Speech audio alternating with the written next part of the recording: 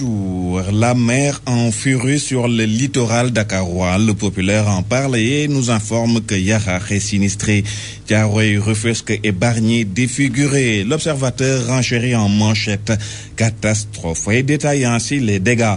200 maisons détruites à Anne, les cimetières de Diokoulkao à Rufisque dans les eaux, deux bateaux dont un cargo échoue à Mbao, portons et façades d'hôtels détruits à Mbour. Nous restons avec l'observateur pour parler de tout à fait autre chose en relation avec l'exploitation de l'aéroport Blaise Diagne.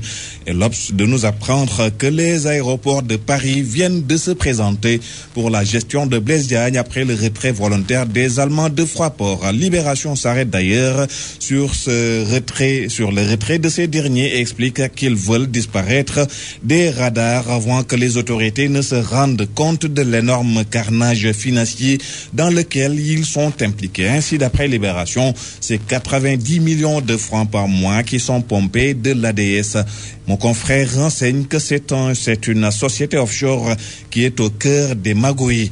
La compagnie sucrière sénégalaise et son boss ne sont pas loin des magouilles. Libération explique en effet que chaque fois que l'État délivre des autorisations d'importation de sucre, Mimran se lance dans des manœuvres sournoisées. Pourtant, d'après les importateurs, toutes les procédures sont respectées, fait remarquer Libération. Quoi qu'il en soit, le président de l'UNACOIS Idi Thiam se veut clair.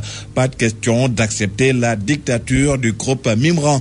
Idi Thiam dénonce également dans Sud Quotidien le fait que Mimran fasse venir au port de Dakar sans autorisation préalable une cargaison de 22 000 tonnes de sucre, voulant ainsi empêcher l'État d'autoriser les commerçants à importer du sucre. Condamné à 5 ans de prison, dont 3 ans ferme, Taïb retourne à la case prison, écrit l'enquête. Taïb, un détenu en or, à Rebeuss, note le quotidien. Walf Quotidien de Walf Grand Place, de son côté, déroule le film de l'arrestation. Ne sachant plus à quel sein se vouer, il sort de sa poche la clé de son véhicule et ses 2 téléphones portables qu'il remet à son épouse.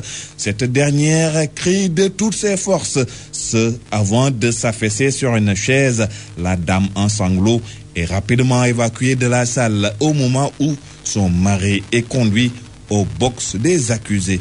Audience à Touba entre le khalife général des Mourides et des jeunes Mbaké.